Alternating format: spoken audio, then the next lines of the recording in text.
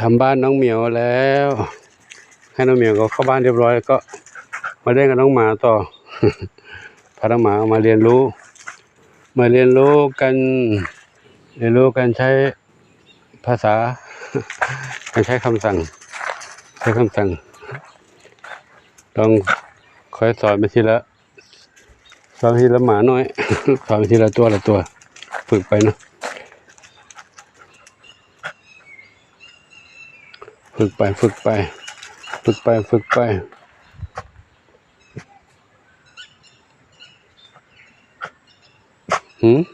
เป็นไหนมองหาใครมานี่หลวงปู่ลองเรียกที่มาไหมหลวงปู่มานี่ก่อน ปู่ไปเชือกแล้ว ตามหลวงปู่มาเอาใครเอาคนแปลกหน้าเหรอเอาคนแปลกหน้า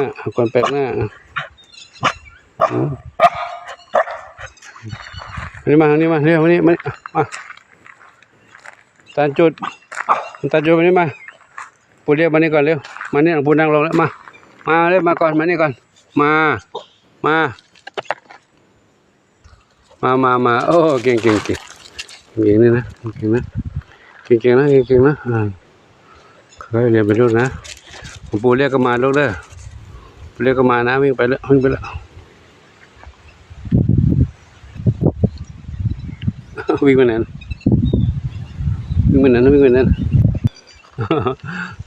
ตาขาวมานี่ตาขาววิ่งมาเร็ววิ่งมานี่มาเร็ววิ่งไปทางไหนมาวิ่งไปทางไหนมานี่นั่งลงวิ่งมาหลวงปู่ก็ต้องหมอบลูกเด้อหมอบกลับนะเอากราบนะ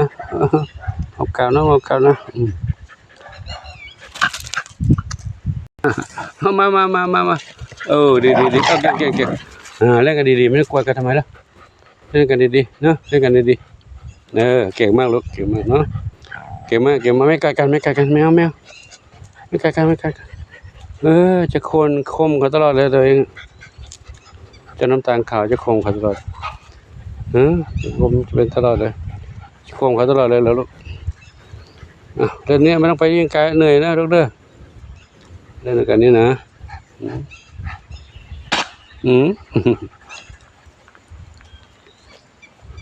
เอามาเลยมาตามมาโอ้เก่งนั่งลง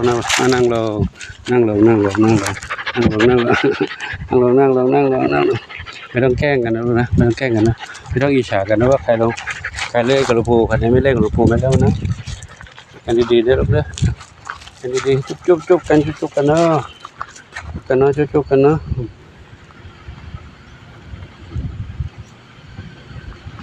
มาเดินตามมานี่ปู่ไม่ได้จับเชือกเลยให้จับเองเดินมาน้องอะไรไปไหนล่ะ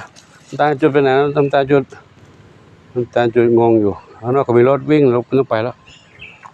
รถคนรู้จักกันรถไม่ต้องวิ่งไปหาเขาเนอะเรื่องการไม่ต้องกลัวนะ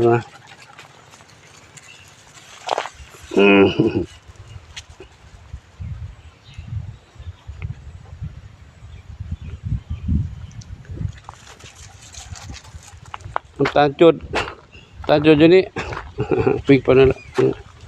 ไปเล่นกันแล้วปู่ไม่ปล่อยเขาเล่นทักพักหนึ่งก่อนนะสักพักหนึ่งค่อยให้เข้าบ้าน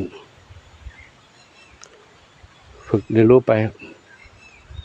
เอามานี่เอาวิ่งมานี่ก่อนมานี่ก่อนมาเร็วย่อยนะเหนื่อยหรือยัง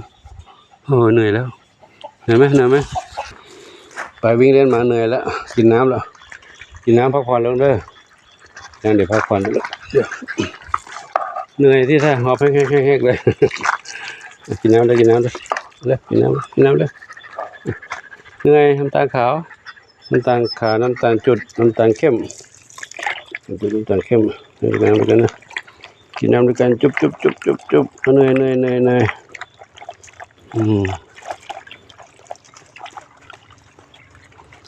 แล้วครูขอนำภาพบรรยากาศพาน้องเหมียวน้องหมาน้อยไปเล่นให้กับทุกท่านแต่ละชมกันไว้เท่านี้ก่อนเนาะเด็กๆก็เข้าใจภาษาเริ่มเข้าใจภาษาขึ้นเรื่อยๆแล้ว ใจนะก็ขออำนวยพรทุกท่านที่มีความรักความเมตตามีความห่วงใยน้องแมวน้องไก่น้องเต่าน้องกระต่ายเด็กวัดโป่งชัยน้องหมาน้อยเด็กวัดโป่งชัยขออนุโมทนาสาธุขอบุญกุศลทั้งหลายจงเป็นพระปัจจัยหนุนนำคำชูให้ทุกท่านมีความสุขมีความเจริญมีความสุขกายสุขใจปรารถนาที่ใดก็ได้ทั้งความมุ่งมั่นปรารถนาทั่วกันทุกคนทุกท่านเทินหมอบอก7 เดือนทำหมันได้เนาะเดี๋ยวรอครบกำหนด7 เดือนก่อนนะตัวเมียตัวผู้ก็จะทำทุกตัวแหละถ้าไม่ทำเขาก็มีความคึกขนองห้าวความห้าวตามสัญชาตญาณของหมาพุทธตัวผู้นะก็จะให้ไปทำหมันทุกตัวจะได้อยู่กับหลวงปู่เล่นกับหลวงปู่คุยกับหลวงปู่เพราะวัดเป็นเด็กวัดเนาะ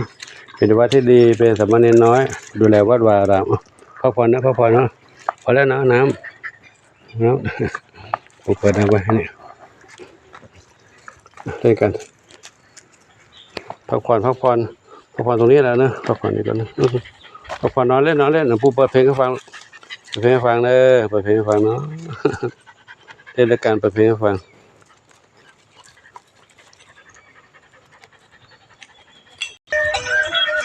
ฟังเพลงเลยฟังเพลงนอนลูกฟังเพลงกล่อมนอนบรรเลงเพลงกล่อมนอนเลยนั่งลงแล้ว